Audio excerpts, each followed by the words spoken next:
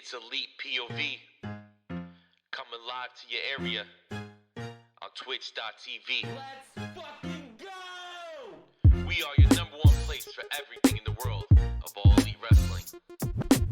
And just remember, when you're with us, you'll always be elite. Yo, it's clear to see when you open up your feed that ain't nobody better than Elite POV. We bring the heat to your screen every week, cause ain't nobody better than Elite POV. So understand every time that we speak that ain't nobody better than Elite POV. Our 3 letters is all you'll ever need, cause ain't nobody better than Elite POV.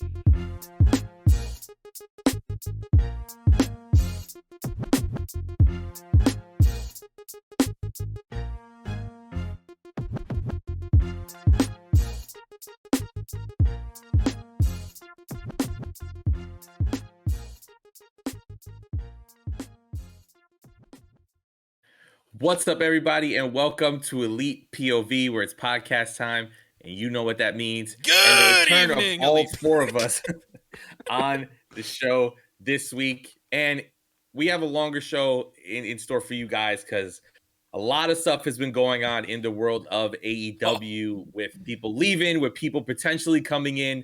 So it's going to be a lot of ups and downs during the show, and we're happy that you're joining us. But first, let me bring in my 3 wonderful co-hosts. First, back from his hiatus of finally moving into his house, the man, the myth, the legend, Anthony Moriarty. Thank you. Thank you. And if you guys want to know more about the Moriarty joke, next week we'll be recording the 10-second count, which, yes, is the 5-second rule, but about professional wrestling. If you've never heard the 5-second rule, it is nonsensical bullshit for 45 minutes. Be ready, be prepared. That's dropping on Patreon. But as you can tell, my studio isn't done yet. So I'm live in the playroom. Leave it like that. I'm live in the playroom, pal. Yeah, just Live stay there and in the leave it like that. playroom. So the wood's coming also- for the studio. I'm getting that shit done. I'm loving the quick. playroom vibes, honestly, right? As you can that see little, behind me. little yellow chairs where Phil sits when he comes over. Yeah, that's the only Jealous. chair that I fit in the whole house. Jealous. Yeah. Mickey's looking at my ass going, oh boy. Oh, Anthony. Oh, Already going off Kyle, the I know rails. you're referencing South Park, and that's what's making me. So, also we have Jackie Moriarty. Jackie This Moriarty. is gonna freaking pop me all night. What's up, everybody? I'm very touched by everybody asking how I'm doing in the live chat. Mental health is a mofo. We'll say it that way. But I'm happy to be here. Happy I'm with my guys. Let's talk some AEW. And like Phil said, we're gonna be in it for the long haul tonight, I think.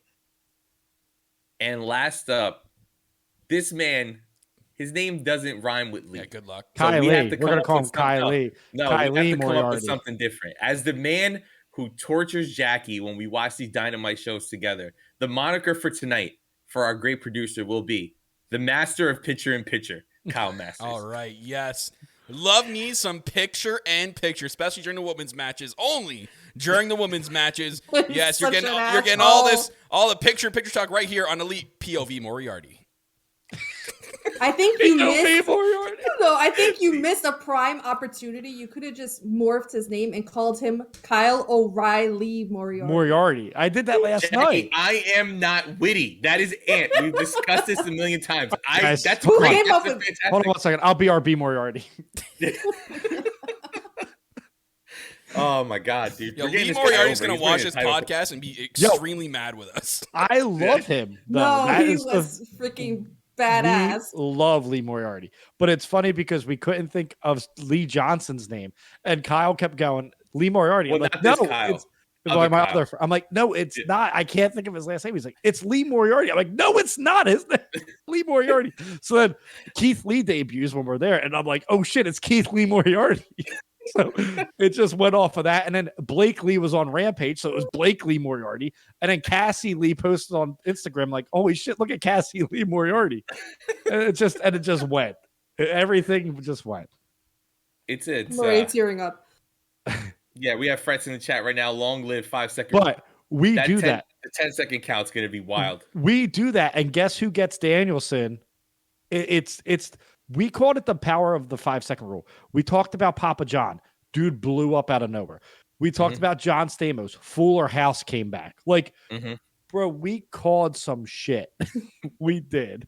And it happened again here. I'm just upset you took the wrong Kyle with you. Just saying. Well, I mean, are your borders We open can yet? get you across the border. Yeah. Like he walks out the front door and Canadian police are, yo, where you going, bud? Yeah. What's going on? What's going on here? Who are you talking to there? Yeah. Get back in your house. Get the fuck back in your hole. Why are they Sounds southern? Like, Yeah, they're not. They First off, jibs. you know, Canadian police like, I'm so sorry, sir. We're just gonna have to ask you to step back in your house. If that's okay Get back with in you, your can house. can you please go back in your house? I'll go back in my house. If House. that's okay with you guys, I'll go back in my house. I'm sorry for stepping outside. But before we get into the show this week, we want to remind everybody that we are live every Thursday at 7 p.m. Eastern on twitch.tv/ElitePOV with a great live chat right now we have going on. And if you're not able to see it live, our replays are available on youtube.com/ElitePOV and anywhere you guys get your podcast. And if you want to support the show and get ready for great shows coming up like Whoa. the 10-second count. Whoa! Oh, hold on. We got a bomb. I'm We just sorry. got a bomb I in didn't the mean to chat. Oh, Holy shit, Jermaine's Jermaine. Best in the Amazing. world, 15 subs. Jermaine. That's Best it. in the world, 50. Jermaine. Whoa. The best. I'm turning to Amaranth. That's it. That's No, it. Amaranth Whoa. is like, That's it, kids. Your playroom's canceled. A hot tub's coming in here. Hey guys, thank you for listening to Elite POV. well, listen. All right. So Sorry. if you want to be cool and be the best in the world, not quite like him, but you Thank can you, try Jermaine. like Jermaine. And thank you for those subs. Patreon.com/ElitePOV. We got the 10-second count coming there. We got Top Girl Talk. And we have a brand new show starring me, Kyle, Jamie, and a revolving fourth, whoever wants to be on this show, depending on what we were talking about. And that show is called Nerdy Elite, where we will talk all about pop culture Nerdy stuff, movies, Elite TV. Moriarty. Yeah, Moriarty, movie Moriarty, and TV Moriarty. Anything in nerd culture. Our first episode is going to be about the Book of Boba Fett because the three of us had such a great time talking about it. So patreon.com if you want to get that show. And then finally, we've been talking about this on social media a lot. The Purge is coming. Make sure you go to ElitePOVmerch.com and get the designs for all of the hosts because what's it, a week left, Ant? Yeah, about a next week. Wednesday. And then So next Wednesday, we're purging all the shirts. The only shirts so far that are going to stay are the logo shirts. And the fight logo, the fight logo shirt, the main logo shirt, and then we're gonna unleash some stuff.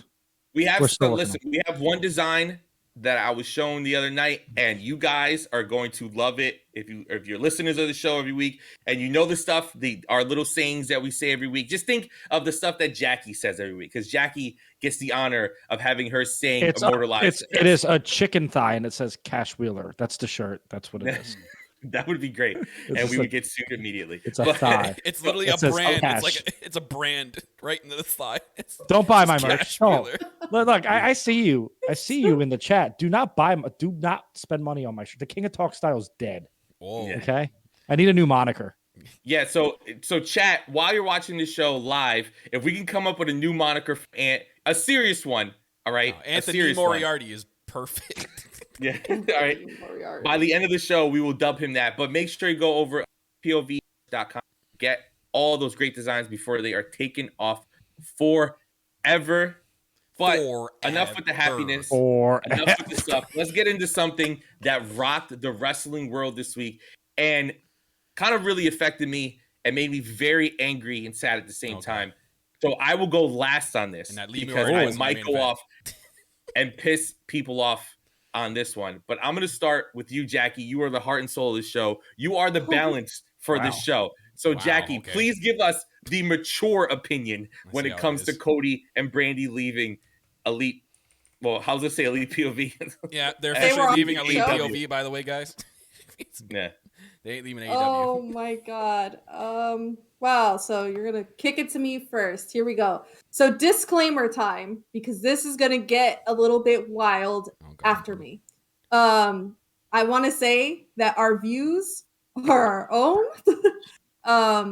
You know, the great thing about us here is that we can have a bunch of differing opinions. We share some of the same opinions as well, but we can do this in a very mature and agreeable way. Yo, I'm sorry. I just saw the tweet, and now we have to go to picture in picture. I'm done.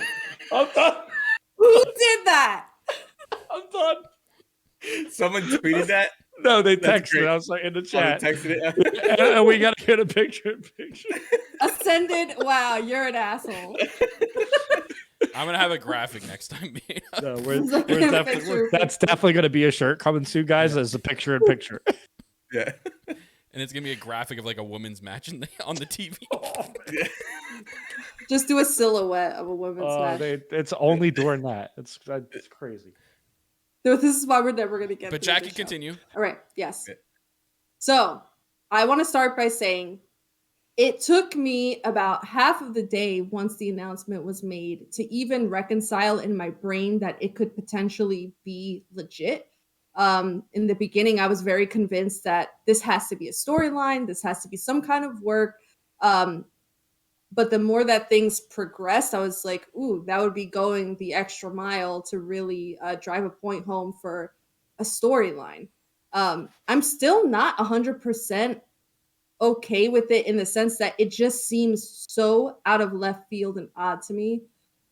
One thing that I would like to put out there is my take on it and my approach is that if I'm not in the room where things are happening, if I'm not looking at contracts that are being placed in front of people, everything that I say at this point is speculation, and it's just based off of things that have been said and spread across the media.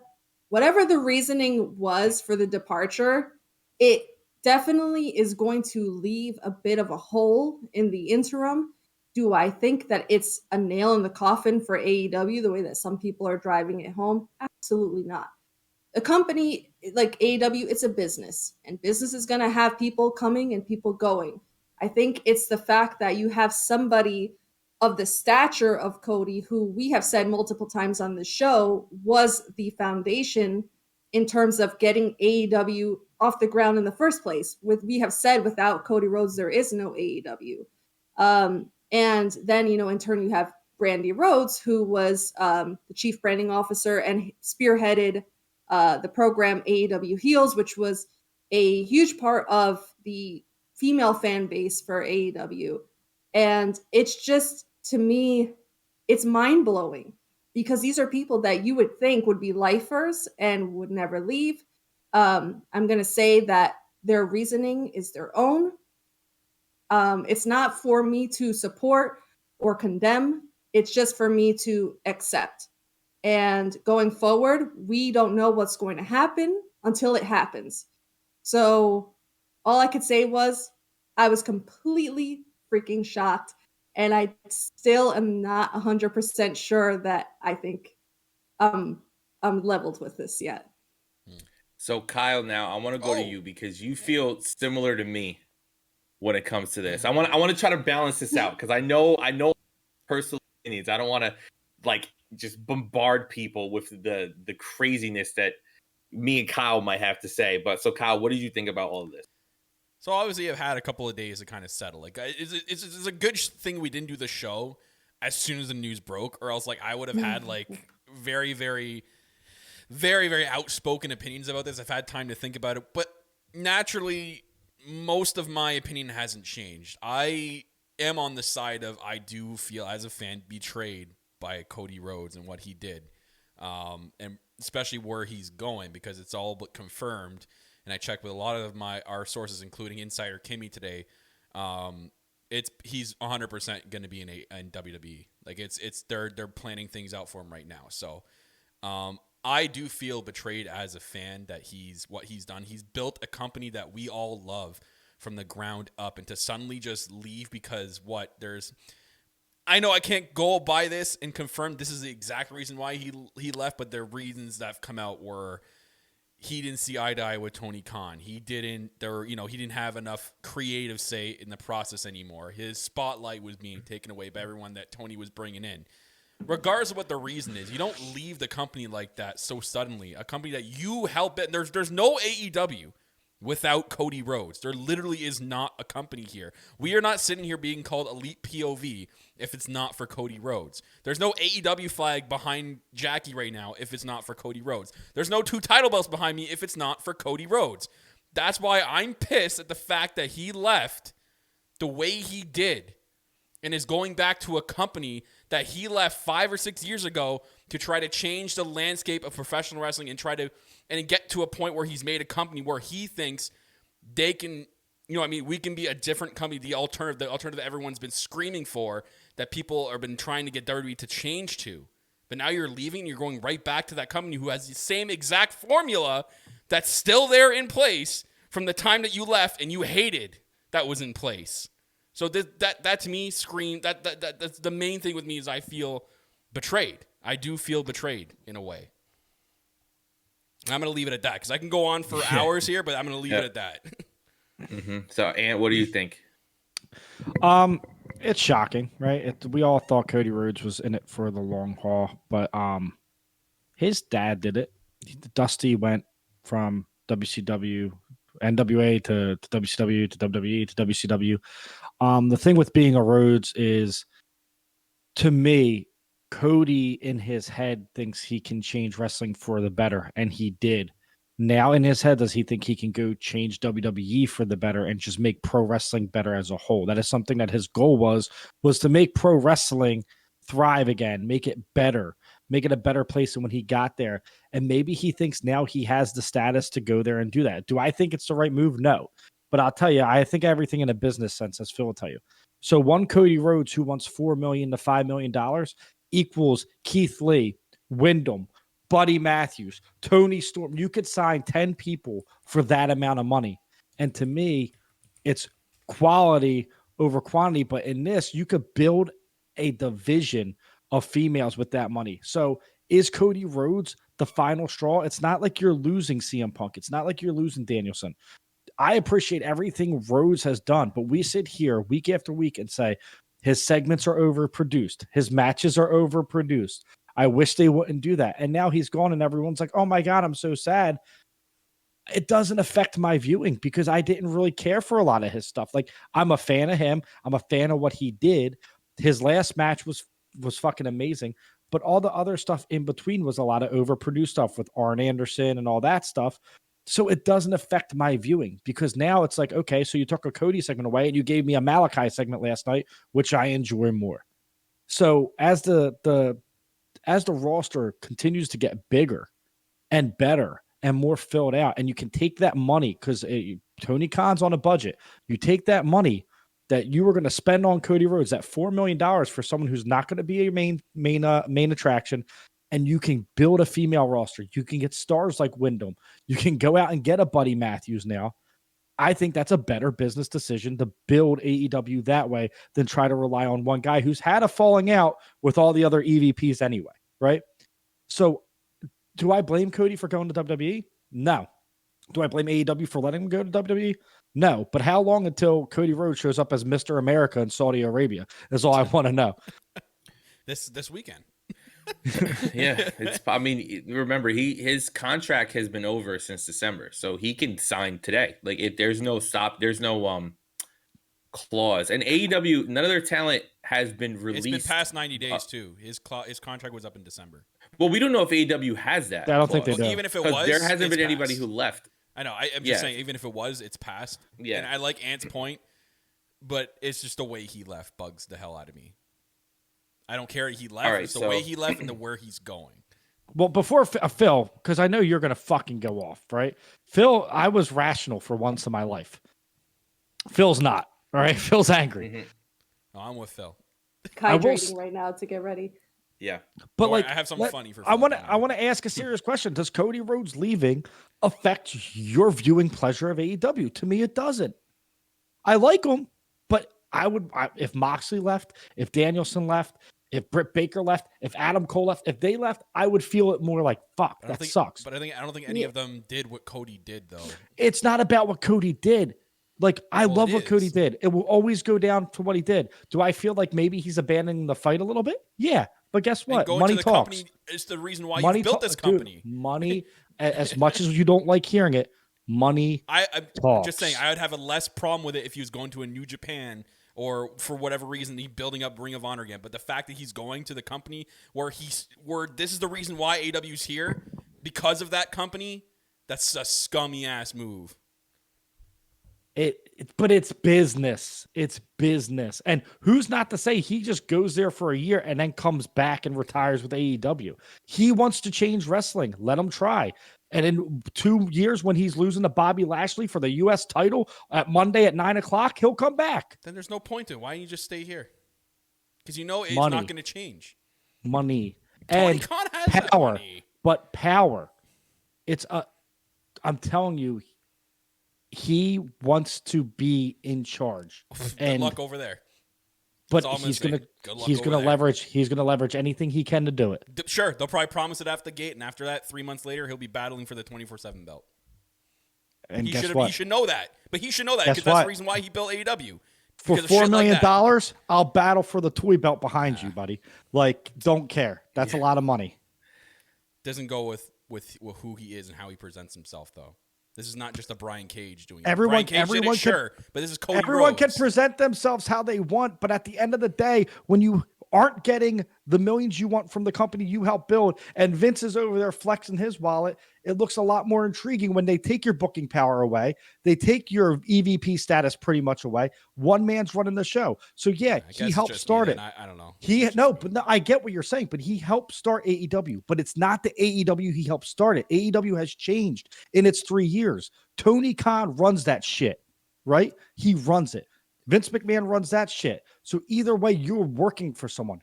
That's the thing. As I don't think Cody really expected Tony to take the baton, and that's the thing that stuck out with me. You took the baton and ran with it. He wasn't handed the baton. Tony took it. I just hope that everyone that thinks everyone's always going to get, like Lane saying in the chat, he's going to get, he might get the red carpet when he first arrives there, but like everyone they bring in 3 months down the road, Vince is going to lose likeness of his new toy and just move on to something else. Veer might spark his eye. Phil, go off. Yeah, Phil. So before I go off, let me start answering some of the people in the chat. Lane saying they have a really big opportunity to shift the narrative that WWE is bad. WWE has been a company for like 35 years. They don't give a shit about narrative. They do what they want to do. No one wanted Brock versus Roman at Mania. We wanted Brock versus Big E and Roman versus Rollins, and we're still getting Brock versus Roman because they don't give a fuck about what we want. We wanted Ronda versus Becky. If you're going to have Becky beat Bianca for the title in 20 fucking seconds, at least give us Becky and Ronda at the end of the day. Nope, we're getting Ronda versus Charlotte, and who the fuck knows who Becky's fighting, right? They don't give a absolute fuck about what wrestling fans want. You buy that ticket, that's it. Yeah, Once you buy if the WrestleMania tickets are on sale, as soon as you click right, purchase, they're on sale already. they don't it's give over. a shit. It's done. It doesn't matter. They could do nothing. They could just have an empty fucking arena. What do they care? They got your money. So all the stuff that WWE is going to do this, they're going to do that. No, they're not. And the stuff. Oh, the rumors that Cody is going to take over NXT and be like Dusty. No, he's not. He's not, because even when Dusty was there, Dusty didn't have that much power You in have NXT. the greatest wrestler of all time running NXT. You don't have to change it. If But Shawn it's Michaels, clearly Triple H and Shawn Michaels are losing their power, right? Because especially if the rumors are true and Cody's going to go there.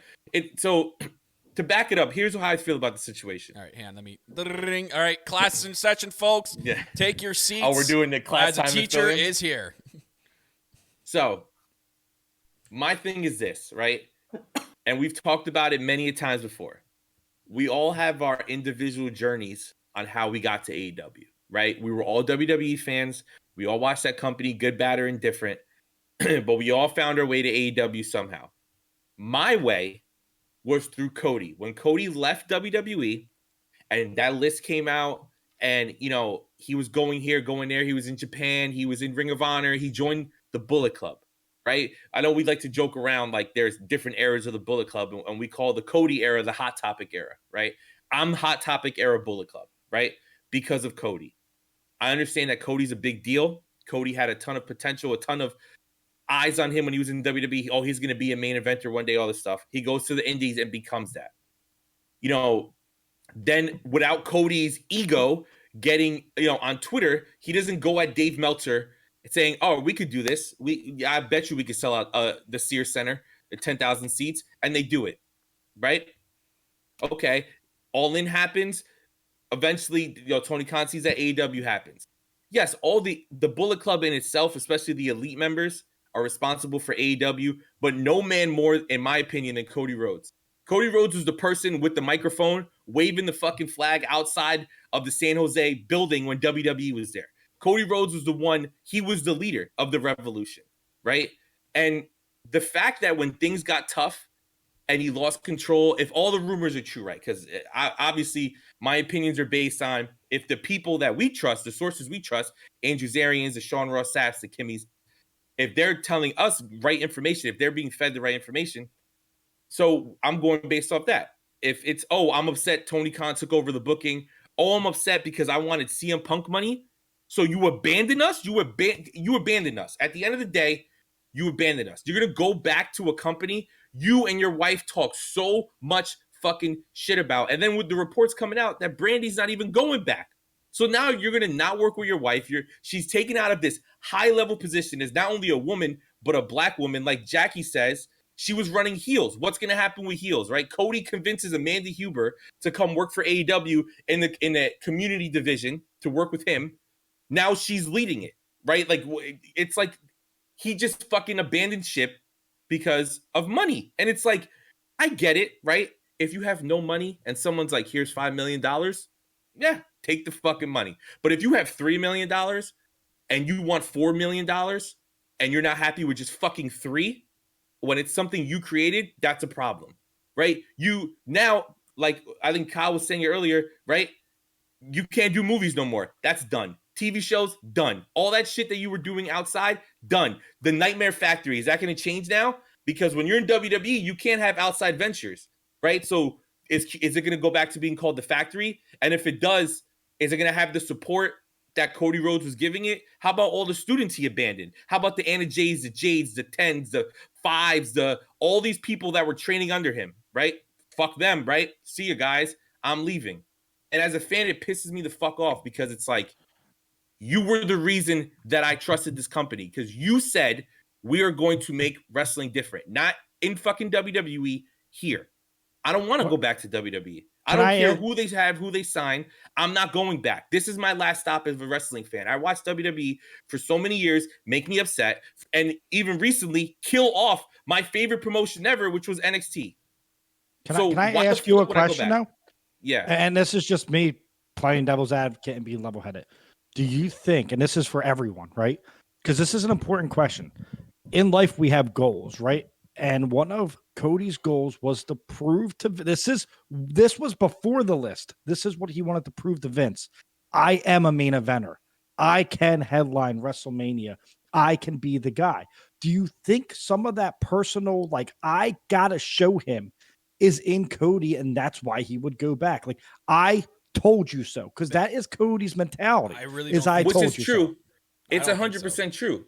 It's No, I don't think so. that is Cody. Cody has an ego, and a lot of people who were in WWE, like Cody, Drew McIntyre, people like that who leave or get released and then come back want to show, hey, I'm everything that I said I was, and you were wrong for not thinking I am.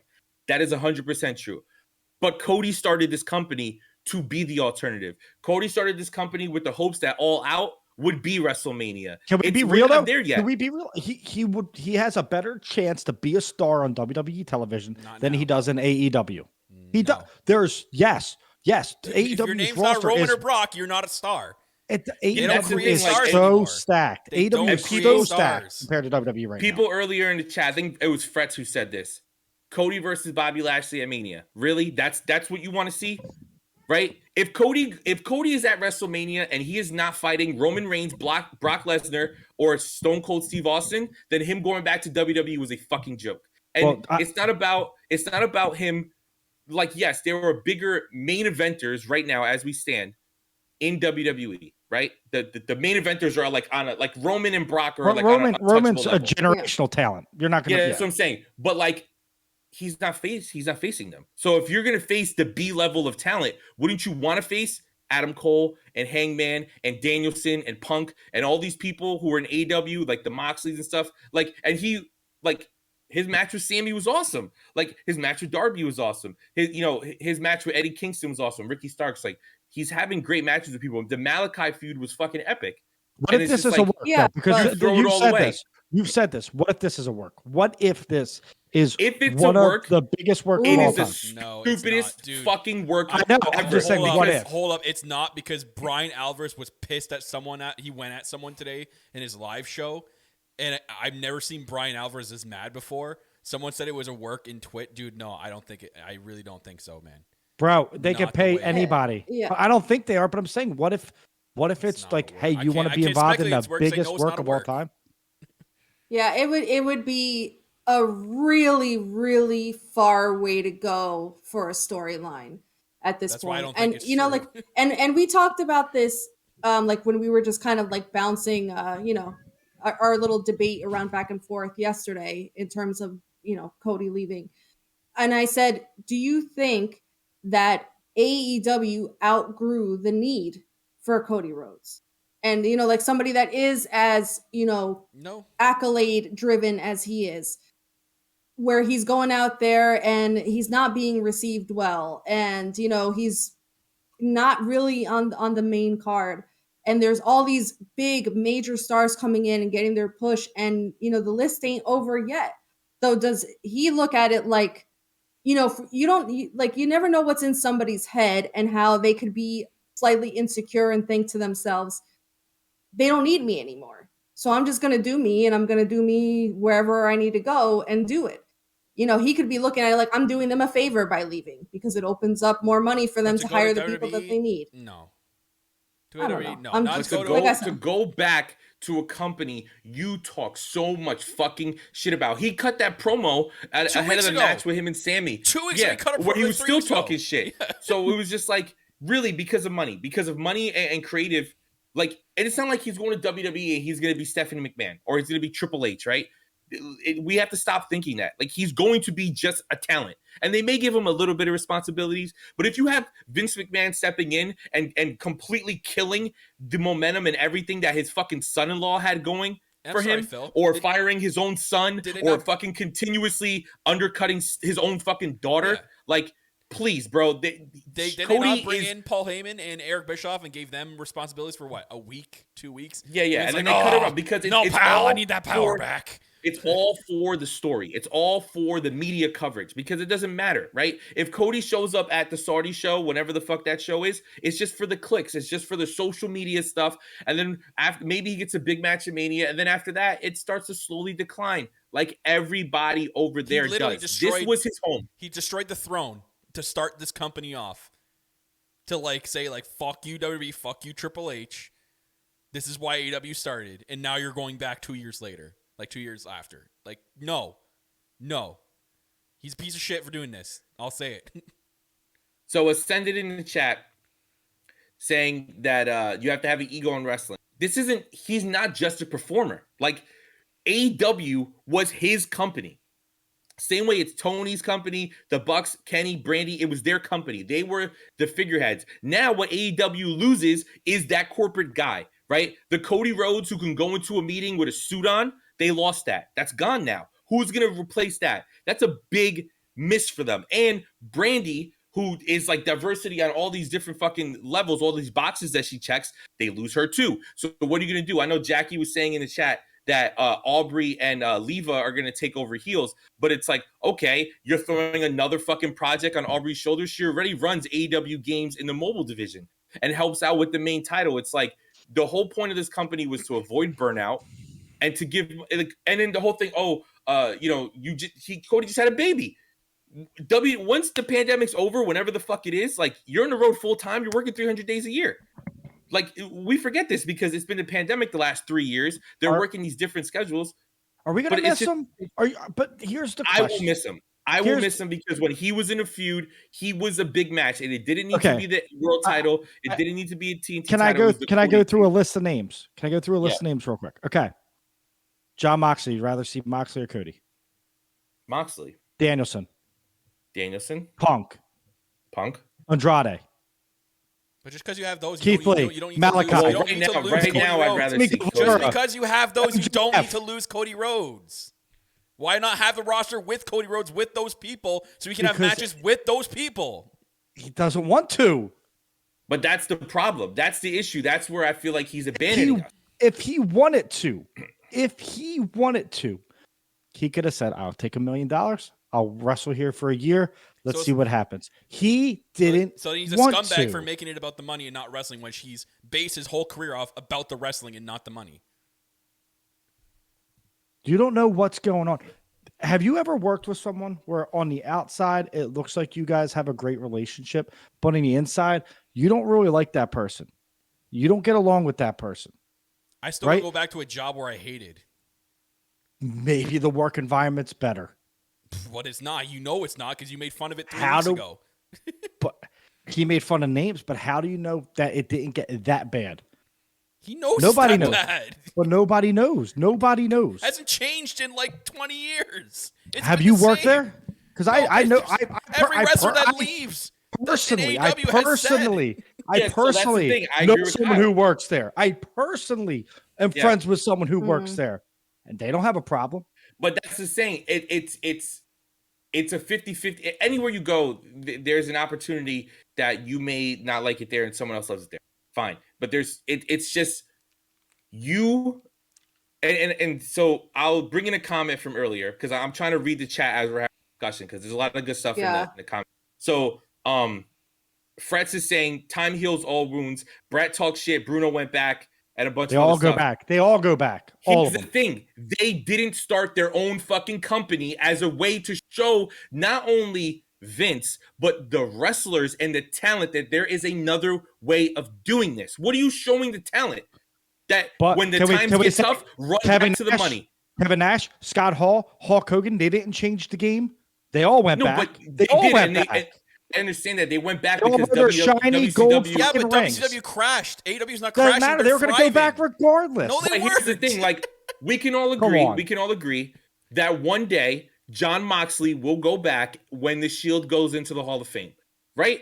But that ain't happening now. I don't like Cody WWE. is not going into the Hall of Fame tomorrow. He built AEW. They were the alternative. He was one of the founding fathers and one of the most important people in that company as a visual standpoint, right? Like I said, the man who can go into these meeting rooms with executives and nobody's talking about, the man who can bring in the older guys because of him being Dusty's son, right? You bring in your brother, Dustin comes in and is the head trainer of the women's division. You fucking abandon him. And I understand people were like, oh, because I'm a diehard, I'm viewing it differently. Absolutely right. Because But that's what I'm saying. I don't like WWE. I don't like WWE. But I feel like there's shaded glasses on where I get it because Cody literally built this. We all love it. We all do a show about it. We don't talk about WWE because we love this show. But I'm saying in this landscape, it doesn't affect me because there's 25 other people I would rather see in a match than an overproduced WWE style Cody Rhodes match. If I wanted to see that style, I'd watch USA when you Network. beat Cody in AEW, it is a massive Then you deal. get somebody else. Then you beat Moxley. Then you beat Danielson. Cody was the one person that you knew, no matter how much he won, he was never going for the world title. So the Cody match was a main event match without being a title. And it was already in. You don't have to wait 5 years for one of the guys that we have now to make us like maybe Jericho makes a stipulation. Listen. Like we Jackie's can, level-headed. Going from I mean, your feelings. I always say this: your feelings are valid. Fuck your feelings. If you know, listen. If that's how you feel, if you feel like it's borderline treacherous for him to leave, if you feel like he abandoned ship, that's how you feel, and that's valid. But we can't project those feelings onto his brother. We can't project those feelings onto his trainees. For all intents and purposes, everybody, and it could be PR based, who knows? But again, we would never have a way to know the difference. Everybody has said nothing but, positive things. Nobody has said, fuck that guy for leaving us. We feel like shit. We feel like he abandoned us. So the presumption that we have to go with is that he hasn't abandoned anybody. You either like die a that. hero or get booed long enough to go back to WWE. That's horrible. No, I'm all I'm saying is that we can't assume that anybody feels like him leaving was a personal attack on their careers or on the friendships that they've built or on what he established. People could very well be looking at it like, I'm glad he left. People could be looking at it like, I understand why he left. There could be a whole other dynamic going on in that locker room that we have no insight on whatsoever. Personal interactions, people can work in the same job. You can have 10 people working in the same job and you'll have 10 different people talking about 10 different stories and experiences. Some people are going to love it. Some people are going to hate it. Some people are ready to walk out the door and some people will be there for life. So, I mean, at the end of the day, it's like he made his decision for better or for worse. And exactly, got to deal with it. Who are we to say what kind of work environment was there? We don't know because it's never going to come out unless he does a shoot interview, right? Like, you don't and know. People keep saying that he's not doing a shoot interview. No one does interviews unless it's like approved by them 100 different ways, or you're Stone Cold Steve Austin, which Cody Rhodes isn't. And So the last thing I'm going to say about this, because I do want to get to the great stuff that happened on Dynamite this week. The last thing I'm going to say is my biggest problem with it, because hearing Jackie talk, something came into my mind. Yes, it's a business. Yes, it's about money. Right? At the end of the day, it's about money. You hear all the legends talk about it. You hear even a lot of the current stars talk about it. Money, money, money, right? Because you can't wrestle forever. You got to do something to take care of your family. I get it. But for 3 years, especially from Cody's fucking mouth, it was AEW is a family. We are a family. And guess what? You are the head of a fucking family and you abandoned us. You left us. Whether the wrestlers feel that way or not, a lot of the fans are going to feel that way. Do you think Tony abandoned him? Do you think Tony abandoned him by not giving him a contract? No, because it's Tony Khan has said from day one, and this is not me being a Tony Khan apologist. This is just me saying the facts. Tony Khan said from day one that when contracts come up, he gives people money based on what he feels their worth is in ring, right? Yes. Maybe Tony Khan looks at the situation and goes, Cody's not giving us everything that we want right now in ring. So we're not going to give him a CM Punk contract, right? And we don't even know what these contracts are financially, right? We don't know what the money situation is. We're not there. Like Jackie says, we're not in the room. We're not having these conversations, right? All I can say is from the stuff that came out, the fact that somebody who already has money and who has talked shit about other companies and who has been the flag in the fucking ground that this is a family and this is for life and this is forever. That's why he got that fucking tattoo on his neck, right? To symbolize this shit is forever. And then when things get hard, you leave. I have a tattoo of Rant with Ant. That's not, but I mean, technically, look at our logo. I mean, it happens. So, but like, here's my thing. This is my final thoughts, and then we'll get into the really fun show, including Lee Moriarty.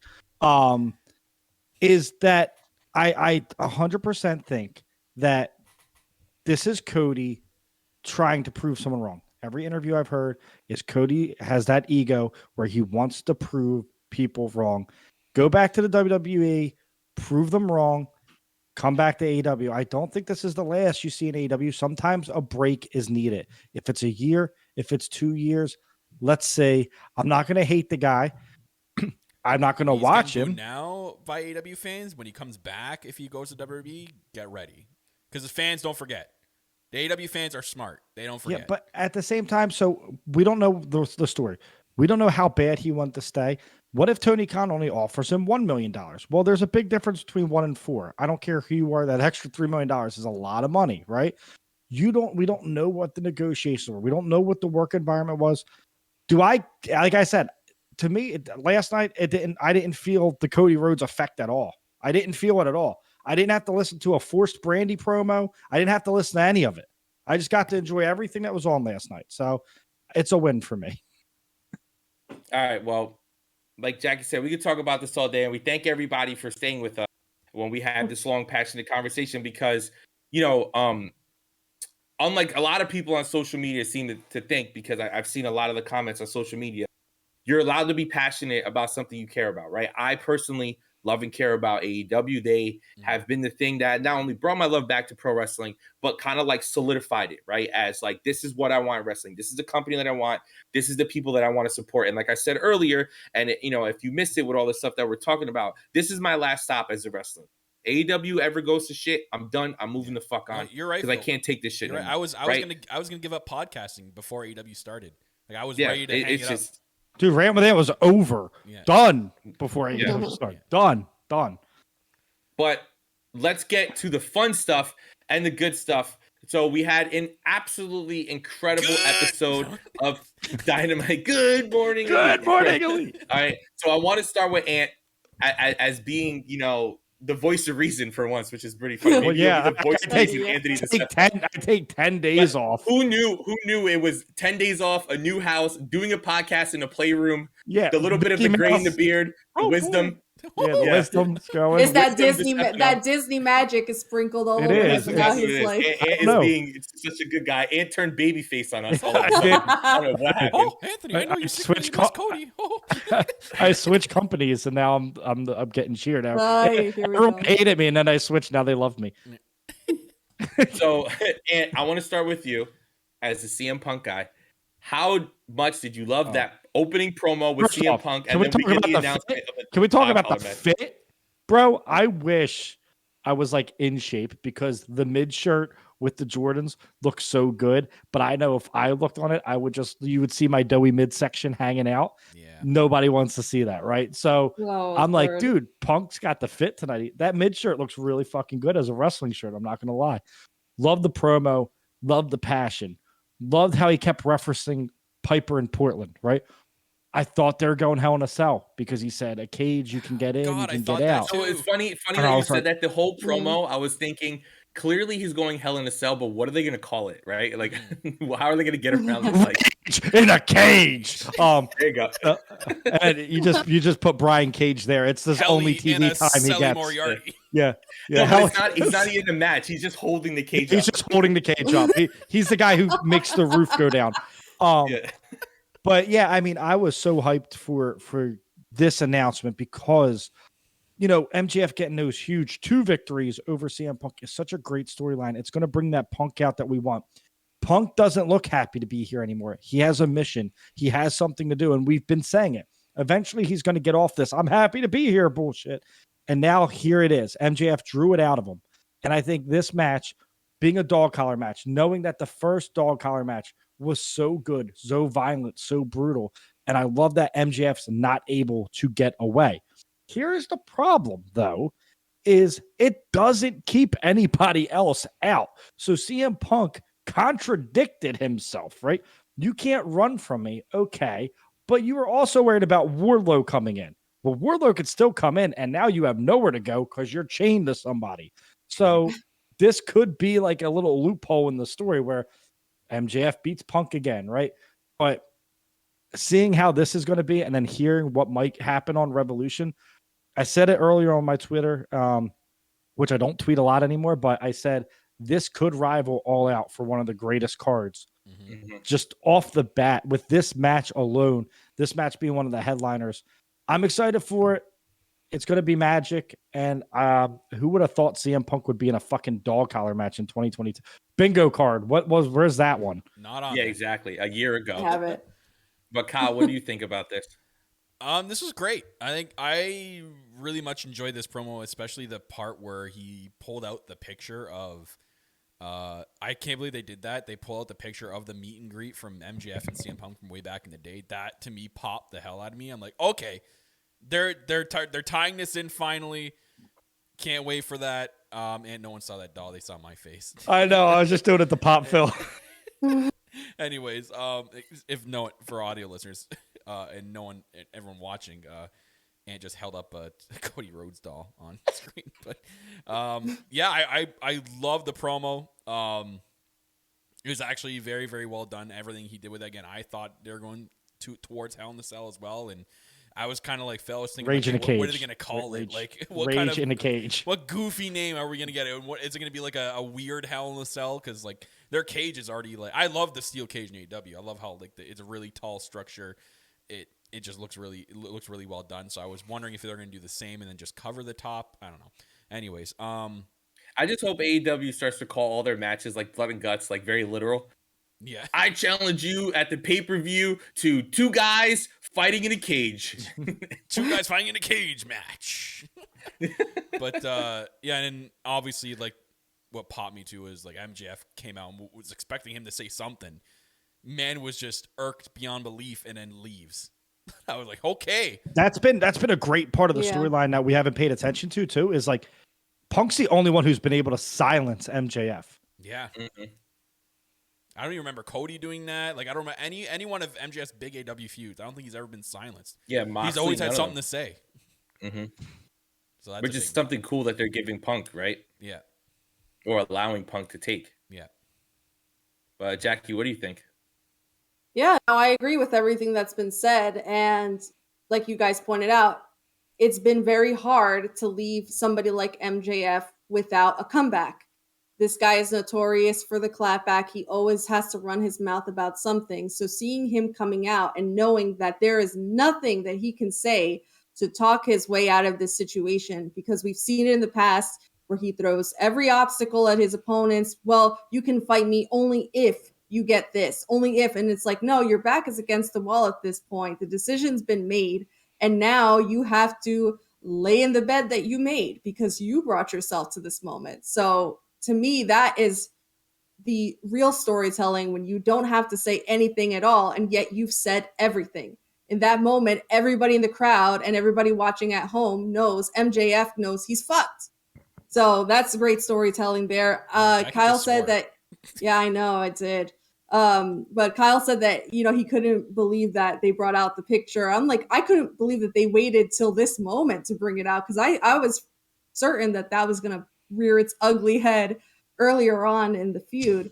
But to end up seeing it brought out, it's just like throwing it in his face. It's hilarious. Why are you guys laughing? The chat is not yours. The chat right now is going Jackie, nuts. You always have the best things to say, right? Let's just We start love this you. off by saying that. No, we love you. I'm so upset. Your opinion is so much like better than anything the three of us will ever say. Yeah, you sound professional. So I'm sorry for laughing, but the chat is on fire right now. We have alternate names, right? We have Heck in a Cell, Heck in a Keck, Cell Block Showdown, Fate in a Crate, Games of War, Shoot in a Coop, Men in a Pen, Scarf in a Cage Match.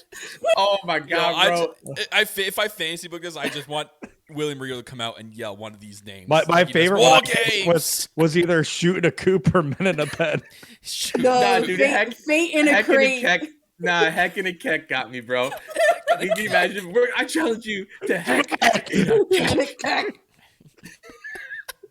Scarf in a cage. Oh, Well, this is like Beach Showdown all over again. Beach this Bash. is great, 23. yo, chat. This is why you have to be here live, because the chat is on one tonight, and I am loving it. I am absolutely loving all it. right. Okay, go back to the important stuff. I'll allow it for like you throwing me completely off my train of thought. No, I think I'm pretty. Round and a pound. Okay. Listen, it's going to be awesome, right? Like Ann says, I think this is going to rival All Out from this year's one of the best cards ever put together, right? If you know, and we won't talk about it in a bigger scale, but you know, they announced that there's going to be a triple threat match for the tag team title. So you have that, you have the potential of other big matches that we're going to get to as we go through the show, and it's shaping up to be an absolute just monster of a show. And another match that got it's their WrestleMania. Don't forget Tony Khan. It said is their Revolution WrestleMania. We can't is forget. their WrestleMania. Yeah. He's going all out for all this. Which is no pun intended. I guess I have to say that, right? But the next segment that I want to talk about is Bryan Danielson versus our new favorite wrestler on the show, Let's Lee go. Moriarty. We love Lee. And this match was just insanely good. So, of course, I want to give this match the true respect it deserves. And we're going to Jackie first. Jackie, please, before we get out of control, I want you to tell us and explain to us, break it down for us. All right, Jackie, Wheeler, Yuta, Deeb, Moriarty. And don't miss any of Jackie's comments. We go right to picture in picture. Kyle, I swear to God. Jackie, picture in picture, Rodriguez. I'd like to think that you're not patronizing me right now, and that you're actually throwing this match to me because you know I'm a total mark for technical wrestling That's what I'm matches. saying. That's why I'm doing it. And what am I gonna say? I like the moves; they were bloody. Like I'm an idiot. Well, I'm not gonna sit here and break it down move for me because y'all see the match. I want you to Excalibur. I want you to name every move. You gotta break it down. That was the Sheboygan shin kick. Sacramento Sasquatch shin kick. there were some moves in that match where I'm like, I don't even know if that has a name. Like, I've never seen that shit in my life. Excalibur really making shit up, bro. I'm fully certain. I mean, and bless him for it because he makes it sound legit. I never question and say like, oh, that's not what that move's called. Like, yeah, that's what it is. Oh, that's what that's called. No, I think Danielson has been regarded as one of the top performers in the ring since he debuted in AEW. This guy has had not a singular bad match with anybody from the lower end of the card to the very top of, like having the championship matches against Hangman. But that being said, when you have somebody like Lee Moriarty, who is relatively newer to the game, that can go toe to toe with Danielson on that level, my mind was blown. I could not freaking believe some of the stuff that these guys were doing. It's just, to me, those are the kind of matches that I love to see on the card. It diversifies things a hell of a lot. And I'm all for it. Let them fight again. I think, though, of course, aside from the fact that the match was a total banger, we would be remiss if we didn't bring up the fact that what happened in the aftermath, as has been customary with this now at this point, is the true story driving aspect. And that is, Danielson saying, I came out here to teach Lee about violence. And, do you think that he stood toe to toe with me? And because Danielson's talking about building this dojo of all these young talents, but Danielson he wants dojo. the Danielson dojo. I was like, all right, that's a dojo. All this talk about dojo, and then it leads to Cobra Kai Sensei Priest later on, which we'll talk about. So it's pretty funny. So on that note, Mox answers the call again, and Moxley he discloses the fact that he has fought with Danielson prior, but has never beaten him.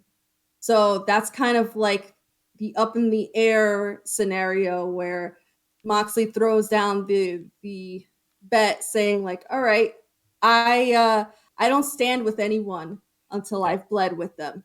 And I'm that's like, the line of the fucking night. That was badass. Yes. Especially because somebody had tweeted out after the fact with that quote, a picture of Eddie Kingston and Mox I saw that going at it, and them all bloodied up and whatnot. And it's like, oh yeah, he's a man of his word, because they went to hell and back, and now they're road dogs. So he said it's not a yes, but it's not a no. But the presumption here is that we're gonna have to see Danielson versus Mox before any kind of decision is made. Yeah, what do you think, Ant? First off, shout out to the chat for the great Excalibur names. The Kansas City Kerfuffle, the Onslaught in Orlando, the Minnesota Moonsault, the Minnesota Melee Mule Kick, Richmond Rocker, the Kansas City Crunch Clutch, the Pennsylvania Plancha, the Louis Leg Drop, the Fargo Figure 4, the Hartford Hammer Handlock. Yeah, they all sound like something he says. Detroit DDT dump truck. I thought it was amazing, right? I think obviously we had the inside joke with Lee Moriarty, but we were talking after the joke, and I'm like, man, but that guy is someone that needs a spotlight on him because he is so fucking good. He's so clean. And like Jackie said, you go face to face with Danielson, who I personally think is the best wrestler in the world, hands down.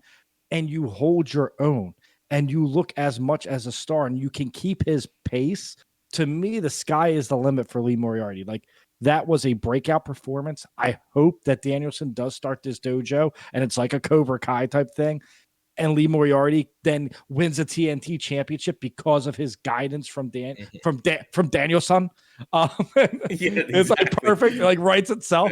But honestly, awesome. And then Moxley coming out that line hit so hard because you think he fought bloody matches with Punk. He's fought bloody matches with Kingston, right? So I need to bleed with you to fight beside you. Like, that match is going to be insane. Again, that's what I was talking about earlier with the Revolution card. So now you got Moxley, Danielson, Punk, MJF, Adam Cole, Hangman. Those three right there. It's their WrestleMania. Like, maybe Tony Khan wasn't. So who does Goldberg come back and fight? They're actually going to bring back Raven from WCW. He's gonna fight Sting. Yeah, he's going to fight Perry Saturn. But For the mop, what was Perry Yeah, said? the Secret mop. And then Tully and Arn are gonna go 1-on-1 finally. it's going to be Dean Malenko versus Chris Jericho for the whoever wins the 4 holds. We don't know For the yet. WCW There's 1,004 and 1,000. Yeah, they're gonna Someone's bring going to back get the, those 4. Chris Jericho's lost weight. They're gonna bring back the WCW Cruiserweight title. Jericho looks great, by the way. Yeah. That's He does. lost. Do without some of the segments. But Moxley coming out. Hopefully they team up because I think that would be something different and add a little bit because then they can team up and then they can break up and have another fight. Like a lot can happen in that story as they take guys under the wing, or maybe the dojo splits, right? Like, and they face each other. Like there's a lot of cool shit that could happen. So I'm in 100%. What do you think, Kyle? Everyone's kind of nailed it on the head so far, so I'm going to be very brief with this. Excellent match. I loved the way Bryan Danielson ended the match. Still, Listen, Yeah, it's always going to be like that. Bryan Danielson ended the match where he locks in the triangle, but this man is so cocky that he looked up at the camera that he knew above him and was flexing at it until Lee Moriarty passed out. I'm like, come on, man, that's not even fair. Like this man just finds a way to win every match a different way, and it's just amazing. And then the promo he cut after with Moxley was really intense. Moxley just has that way, and he holds the crowd in like the palm of his hand every time he talks. Man, it's really incredible. So obviously this is leaning more towards a match between the two. What happens after? Who knows? Maybe do they become a tag? Like, does Moxley say, you know what, screw it, man, we bled. You gave me like the hardest match I've ever had to wrestle in my life. Let's start this dojo. Let's start recruiting people. I think that would be really sweet, and it's something different, right? But it's weird because Moxley likes to present himself as the guy that, goes to the beat of his own drum, and he's, no matter what, he can't be with a team. He's always that lone ranger, right? So either way, I'll be fine with. But the pay-per-view is going to be, I can't wait for this. Sabrina the Teenage Witch was there. I was just about to say that. If people say AEW doesn't have main anyone event, else, Clarissa was there and didn't explain a goddamn thing. You're supposed to explain it all, Clarissa. What are you doing? She should have. They didn't explain a fucking thing. I hope they She should filmed be like, something "Listen." backstage for Rampage and we get to see something. What if she did? What if Clarissa looks at the hard cam, bam, and she's like, Jonathan Moxley, known as Jonathan Good, Bryan Danielson, they're at odds, and she explains the whole fucking thing. I just want to see some type of BTE or vlog segment where Sabrina the Teenage Witch talks to Danhausen. Oh, that's all I want to see. Yeah, because they met because there are pictures online of them at their the photo booth area, and it's someone that works for the company, and then Sabrina or Melissa Joan Hart, and then Danhausen. So. Danhausen crazy over, insanely. Speaking of crazy, haven't seen Melissa Joan Hart since Britney Spears' Crazy video in 01. Welcome back to fame. Yeah. Welcome back.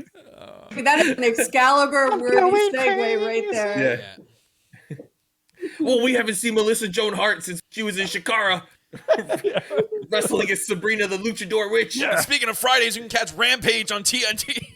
The Bat and Broomstick Driver.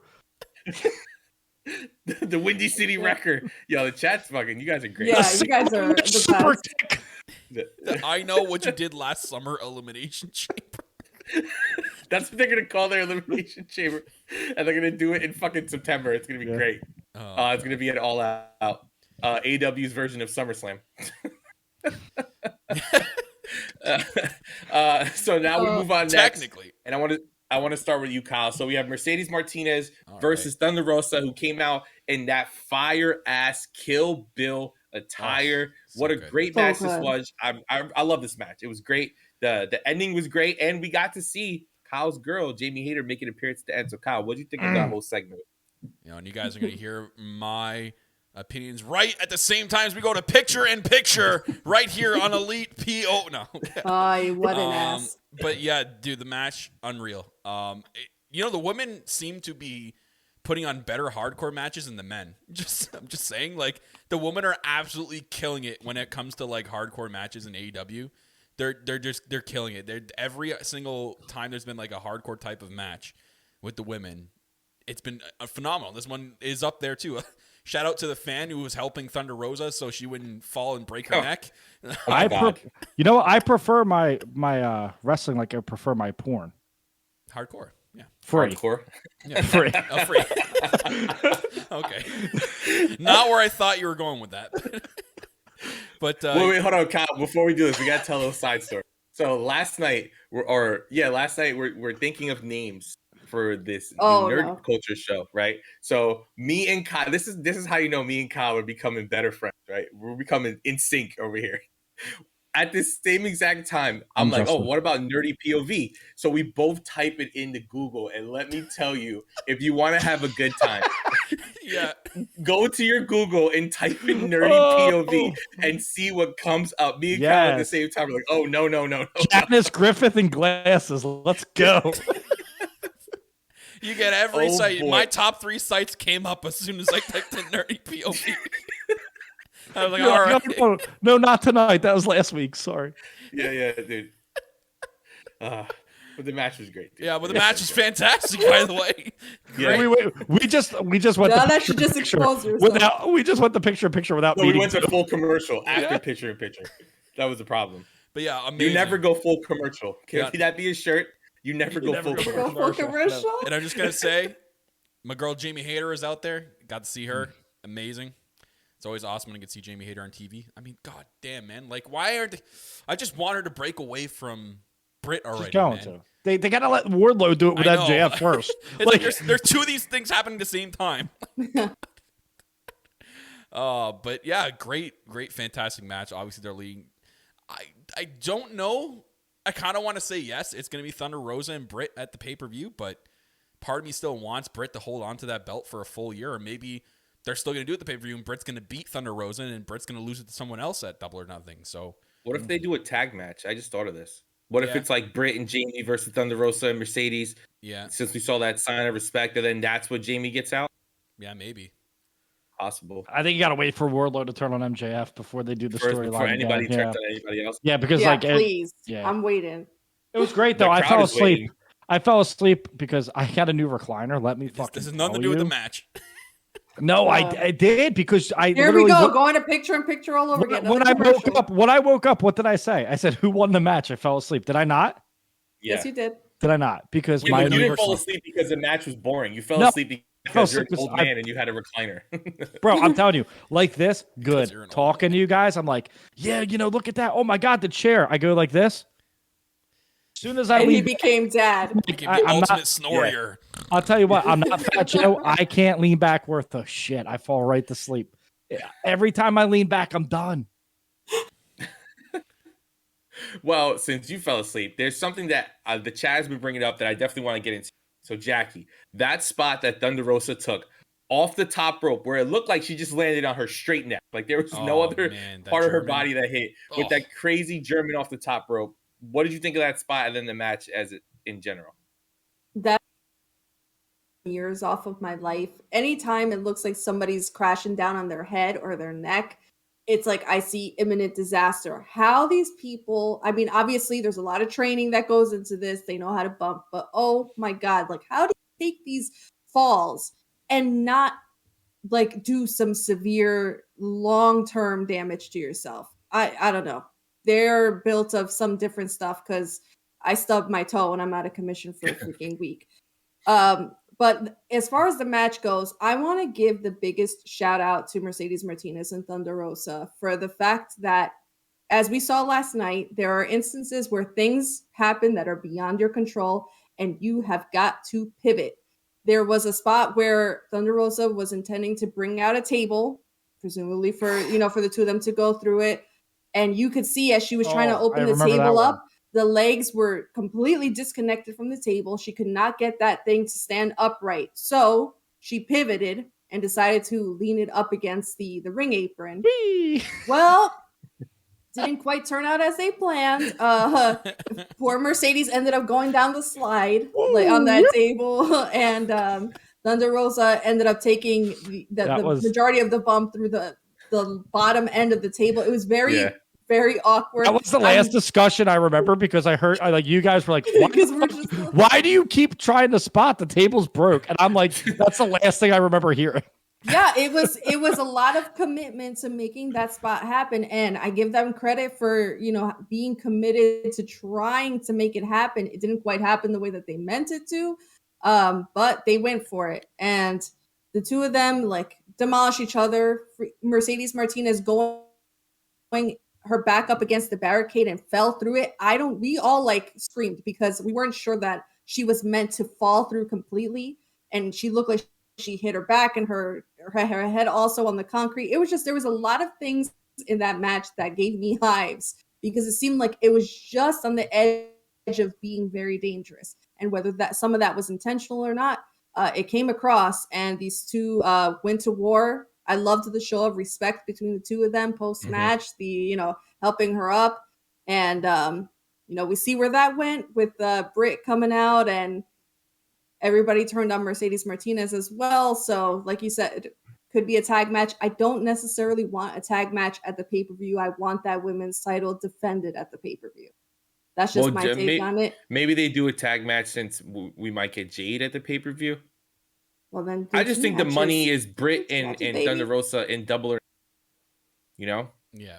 It's possible, but at the same time, I'm just like, I don't know. Just selfishly, I want that title. Like, I don't mind seeing the tag match on a Dynamite, but do I necessarily want to see that instead of a women's title match at the pay-per-view? Not really. So I'm interested to see where they go from here. And real quick before we move on to the next segment that I definitely talking about, how cool was it that we get Sensei Creasy from Cobra Kai with Britt Baker? She comes out, she leans on the barricade, and she's like, "What do I do? Finish her. Break her. Finish her. Yeah. No mercy. Like, let's fucking go, bro. No mercy, Moriarty. Yeah, no mercy, Moriarty.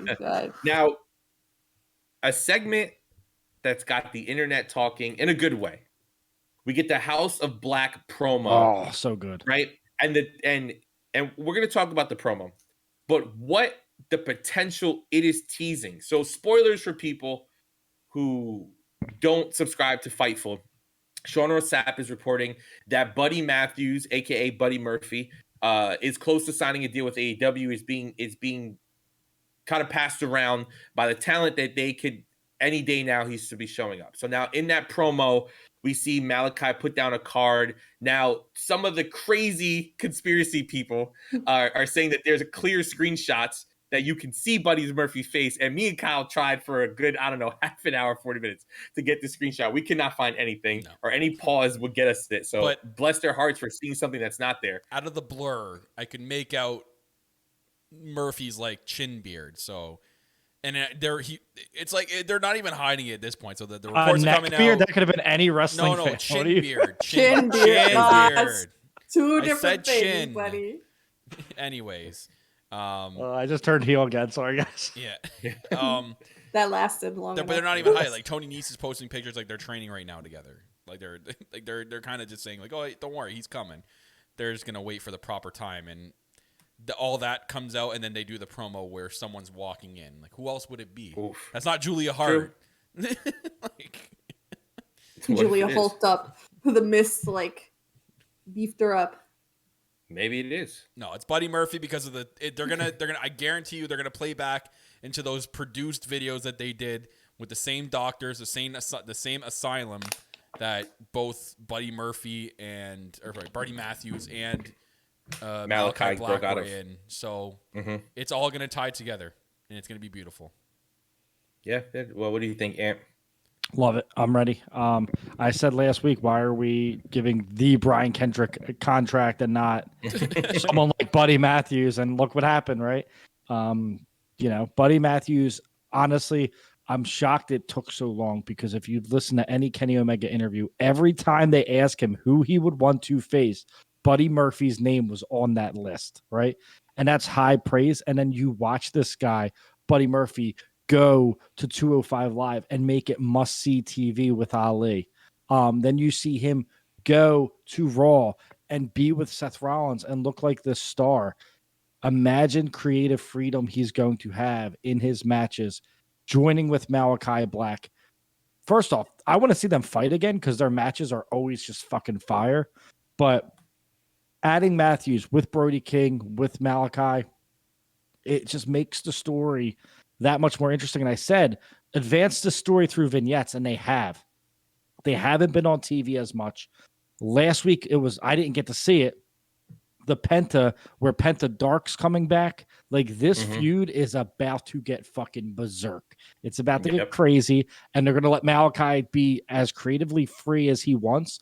So we're gonna see some wild shit. It's gonna be awesome. That we're getting next week. Pac and hopefully everyone shows up. We got Pac and Penta versus Malachi and Brody. So that match is somebody make sure Pac is in the States, please. Yeah, like way before Wednesday. Like yeah. But Jackie, what do you think of the promo? Is that where Buddy's showing up though? Right? That has to be, right? Yeah, no, I think Buddy's maybe at the end of the match, the lights go out again, it come back on, Buddy's there. Come on, it's Sting. It's Sting. Strike while the iron is hot. Starts snowing. And then Ant goes full heel again. Yeah. But Jackie, what do you think of the promo? Well, y'all know me, and I am very much on the Malachi Black train, and I am hyped to see everything that he's been doing. But these vignettes where he's able to talk in all these dark, occultish ways, the use of the tarot cards, and I'm sure that if I had any knowledge of tarot cards, there's probably a lot of significance as to what he's putting down on the tables and the imagery there. Somebody get Carrie on the case because I'm sure she already has it deciphered. She's like, yeah, I got Miss Cleo on line 6. Hold on.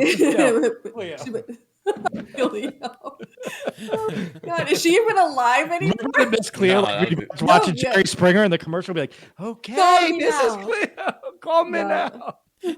No, but honestly, and then to see Malachi's face, how it's getting even more taken over, like it's like more now crossing over the halfway point of his face.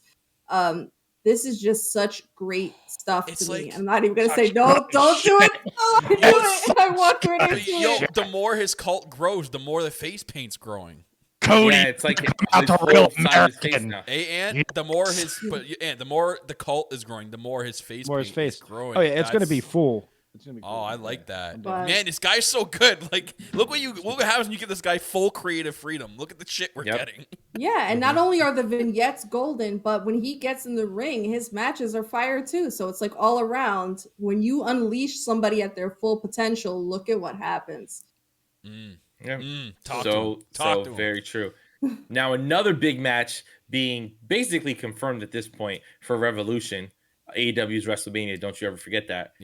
We get Adam Cole coming out and cutting a promo against Hangman, where they say a lot of nice things towards each other, take a little cheap shots, but then Adam Cole walks away at the end, and he goes, one day we'll get to face off, right?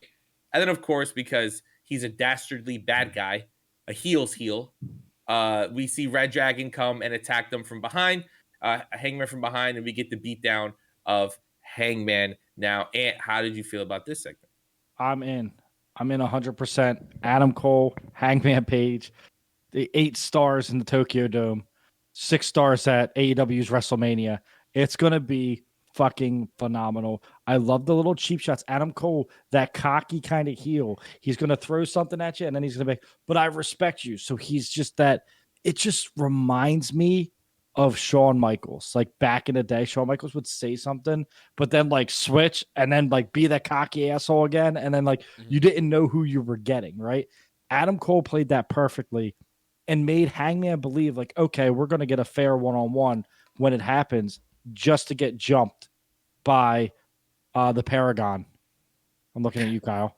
The Paragon jumps him. And I'm in. I think this could go down, and call me a mark, this could go down as the greatest main event in AEW short history.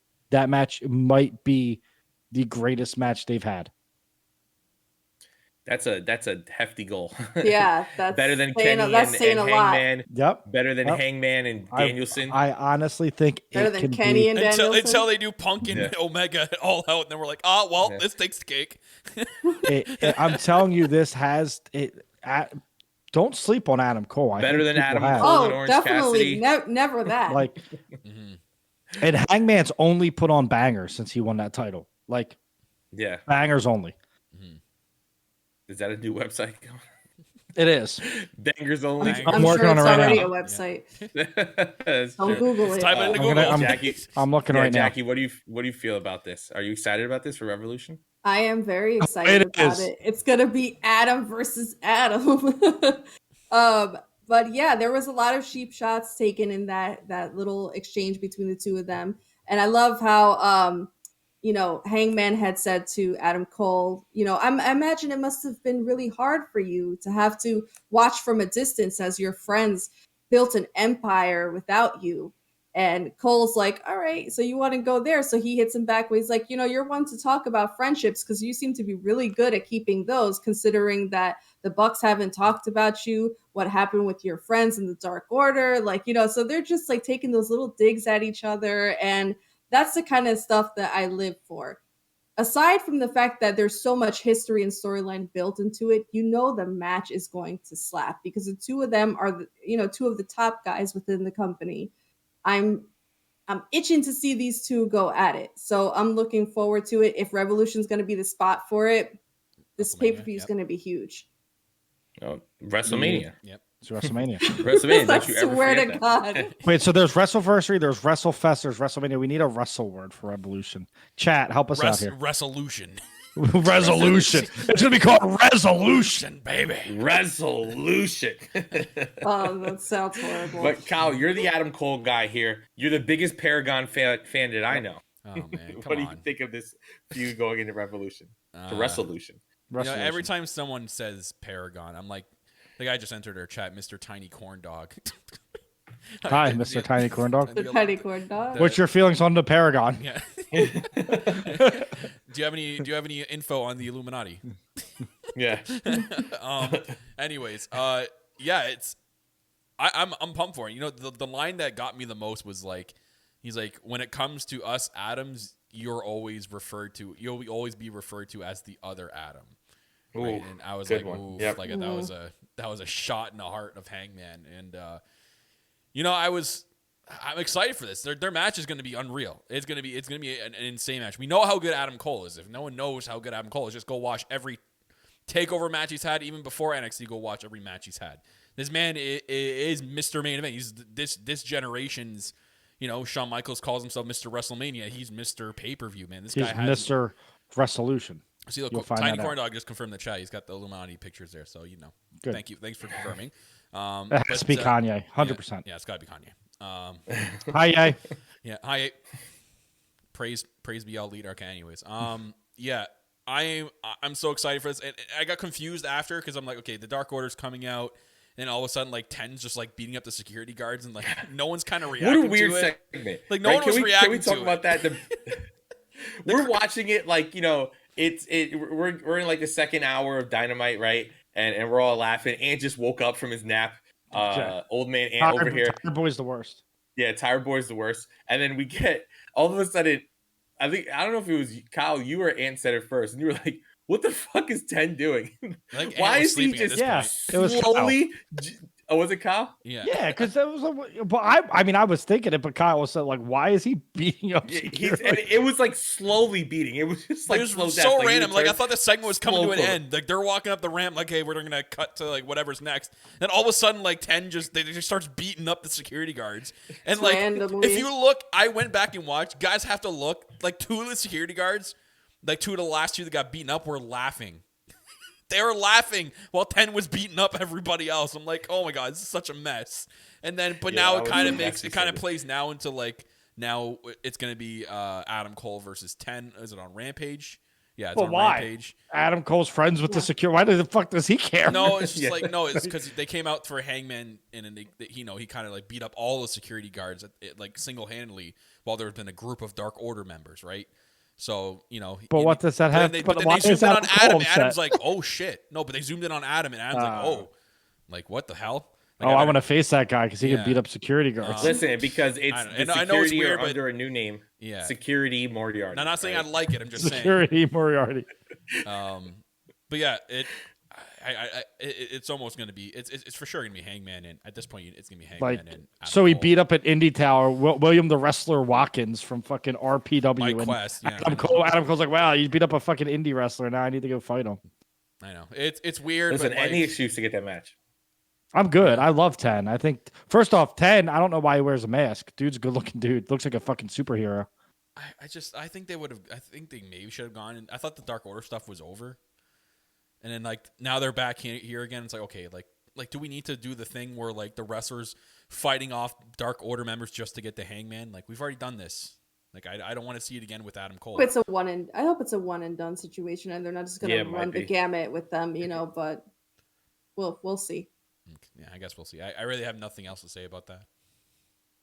All right, so let's get to the main event of the night and the last topic we're going to cover on this show, and that is Sami Guevara versus Darby Allen. And a lot of people on Twitter were tweeting this, so I don't know who to give credit to. We'll just give credit to all of Twitter because it's one thing that we all agreed on, and that is Sami and Darby cannot have a bad match if they tried, because yet again, an absolute fucking banger of a main event.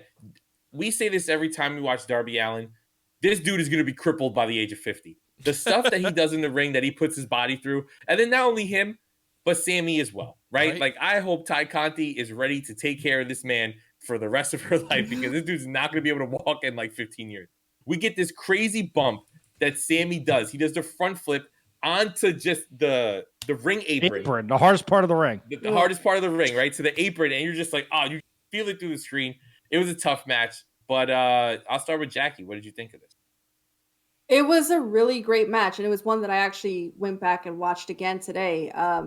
But just like, you have two guys who are clearly not afraid to take risks at all. Two of the young guns, the two of the pillars of AEW, going out there and showing why AEW is capable of taking their homegrown talent and featuring them in the main event spot. And they went out there and they killed it. They almost killed each other a few times. And it is a little cringeworthy at times to watch, not because it's bad, but because it's just, again, kind of like what I said about the Thunder Rosa and Mercedes Martinez match from earlier. There's a lot of moments where you're like, that's a close call. That's a close call right there. And I'm sure it's a lot safer than what it looks like. But to us at home, it's like broken neck, broken arm, broken shoulder. Like, you know, there's always some shit going on. There was the tope from Darby out to the ring and then into a cutter from Sami. It's just, there's a lot of chaos that happened in this When you match. said cutter, all I heard was Excalibur. The cutter! The Cincinnati cutter!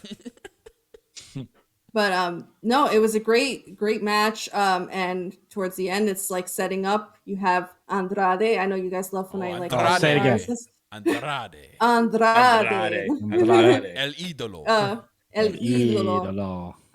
Yeah, coming out and making himself known, cracking Darby over the head with an iPad, I think it was. Yep, it was an iPad. They said it about 4 times. It is an iPad. iPad is all tablet.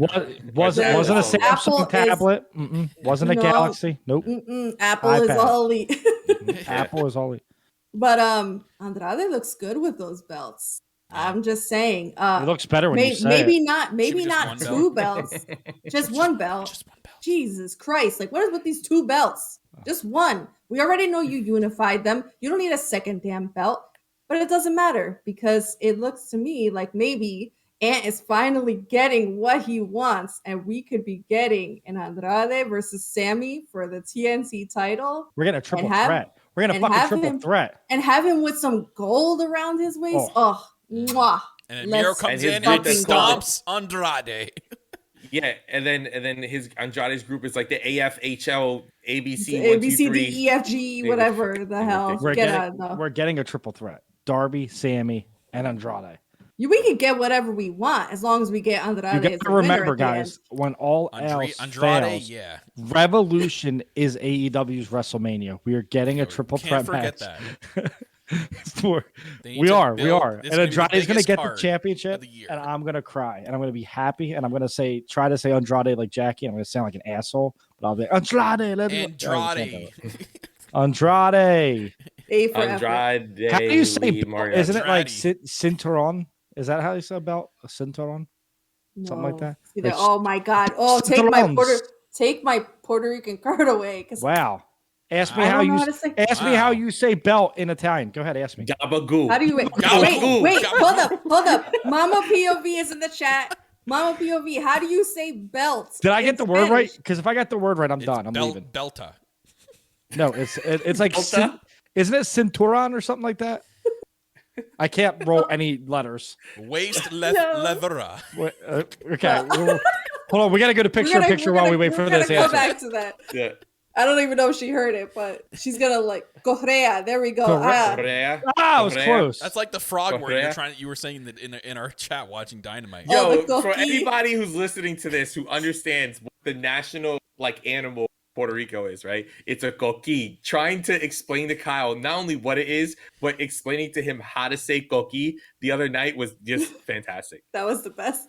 He was I kept love calling it cookies, cookie. man. Cookie. Cookies. That's why I'm so But big. Kyle, what'd you think of the main event? Main event was Oh, wait. fantastic. Especially I was watching them while eating my cookies, man. It was delicious. Great. I was main right too. I was right too. I just googled it. event. Okay. Sorry, I'm leaving now. Bye. Yeah, Darby and Sami, like you said, cannot have a bad match wherever, whenever. It could be two hands tied behind their back match, and they'll still create an epic, amazing match. Yeah, like we said too, get rid of the one TNT belt. Enough is enough. But I think it's going to be double belt until Sami does lose it, because it feels like the belts change every time it changes hands. So it looks like it's going to be a double belt until someone wins it. So hopefully Andrade wins it soon. Oh, that enough. was a good one, Kyle. So he can, put his little spin on it. I'm excited to see what kind of spin he would put on the TNT belt, because it looks like everyone puts their little flavor on their on the TNT belt. So, but yeah, I know what it's going to be. I love a triple threat match. It's going to be Charlotte Flair's eyelash. No. Eyelash logo. It's all right. Cody Rhodes belt. It's milk It's carton. going to be Ric Flair's 5 wives' faces. Cody Rhodes went to get milk and never came back. And what'd you think of the main event? It was awesome. It was fantastic. Those two could not put on a bad match. I'm pumped about Andrade. I'm hyped. I'm more excited to do the after show so I can do my Undertaker impression and just Annoy be an Jackie. idiot. Yeah. So now, before we get out of here, here's a preview.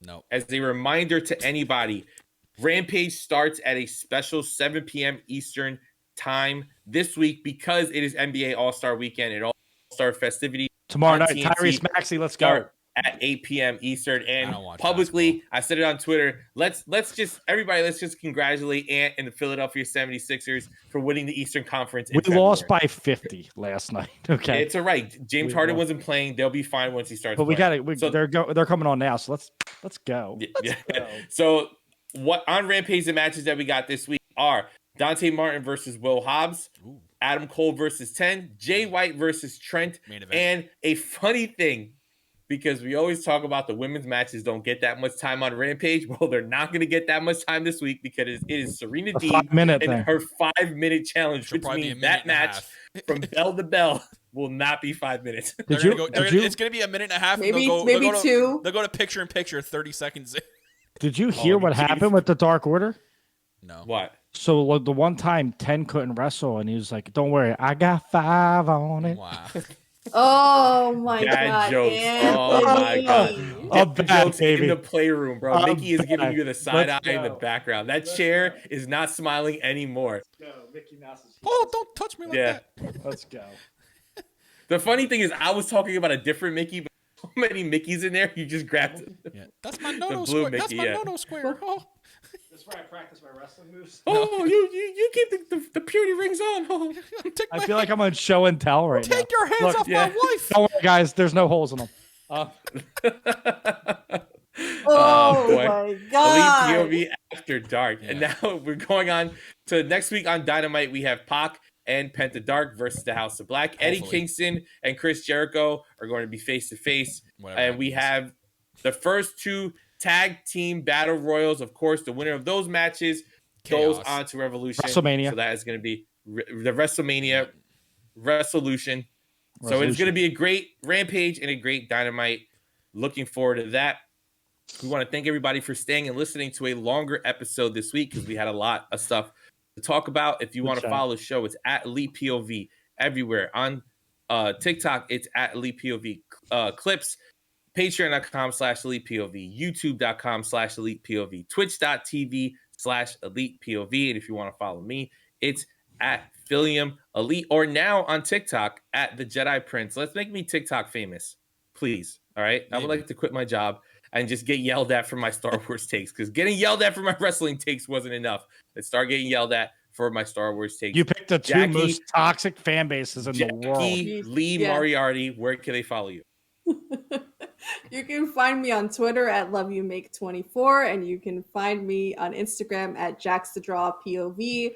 You're gonna end up following me at some point at Jackie Wheeler Yuta, Jackie Lee Moriarty, like all my freaking 3,000 nicknames. Jesus Christ, they're just gonna keep building up. Hey, don't bring him into it. It has nothing to do with it. Who, Jesus? Yeah. How dare you, Jesus Cristo? Jesus Lee. Well, we can't make Jesus. We taught Kyle how to say cookie, and now he's yeah. And now he's an honorary Puerto Rican. I was saying cookie. Yeah, exactly. All right, and let them know where they can follow you and all the stuff you guys got going on with. Just don't follow me. Don't care. Not active on Twitter. Fuck it. The only time I'm going to be active is when I ask you to give me fake gimmicks so me and Kyle can cut promos on our show. We're going to cut promos as not better Kyle, upgraded Kyle. Kyle dos. Shiny head Kyle Evans. I have a shiny head too, man. I know. Why do I have so many? I have 3 bald friends named Kyle. What the fuck? You guys just have alopecia? Anyway, or family, dude. Nothing stronger than family. So you kind of look like Dom from fucking Fast and Furious. It makes sense. Don't follow me. AWF though, go follow that. We have a fucking really fun pay-per-view next weekend. And then in March, we are back live twice a week, Sundays and Mondays. We'll be streaming on Twitch at AWF. It's actually Alliance Wrestling Fed. So twitch.tv/Alliance Wrestling Fed. Kyle and I are Kyle number 1. We're going to bring you the most incredible E-Fed and probably the most overproduced. It's going to be Cody Rhodes of E-Feds. Everything's going to be overproduced, and then we're going to leave and join a different one. Yeah. Kyle, let them know where they can follow you. You can follow me at All Elite Kyle on Twitter. Don't follow my Instagram because I'm barely on. He's actually changing it to not Elite Kyle because we replaced him with another Kyle. Yeah, it's going to be non-Elite Kyle on Twitter soon. So brace yourself for that, I guess. But yeah, our eFed thing is going to be really cool. Cannot wait to get that started, guys. It's going to be starting soon. I know me and Ant are planning on grinding when the game first comes out. We both. It's going to be sexy. So yeah, it's going to be. Listen to R. Kelly. My mind's telling me no. That's going to be just that song playing while we're creating everybody. But yeah, guys, make sure you're following the podcast everywhere. Thank you to everyone who subscribed to us on Patreon. You guys are the best. Literally, your support, even if you're not a non-Patreon supporter, and you support us by liking, tweet, showing up in the live chat, everything you guys do for supporting the show. Thank you guys each and every single week, man. It truly means the world to us. Oh, and we have to really quick say once again, thank you to I Am Jermazing for that 15 bomb. Yeah, thank you. The literal best in the world. So if you received a gifted sub from him, you better say thank you. I mean, and we reiterate a lot, guys. All the money that you guys are putting into it. So if it's the donated subs on Twitch or the bits on Twitch, or if you're a Patreon member, all that money is going to us going to All Out. It's not going to one single person for whatever they want to go buy. The fucking best coverage live of All Out. Everything is going to our all-out trip. Yeah, we're gonna throw a party. I'm throwing a party there. I ain't doing a gala. I'm getting fucking shit faced with you guys. Let's go. Yep, so it is gonna be a good time at All Out. And before we get out of here, a big shout out and a thank you to POV telling her Puerto Rican daughter how to say belt in Spanish. Okay, what the fuck is going on, Jackie? How do you know? You're half. You should know. I'm sure you got whooped. I'm sure you got whooped with a belt enough as a child to know what it should have been called. Save this for the after show in a couple of minutes here. But thank you guys for listening to Elite POV, and remember, you don't need to be elite to be a Moriarty. Bye.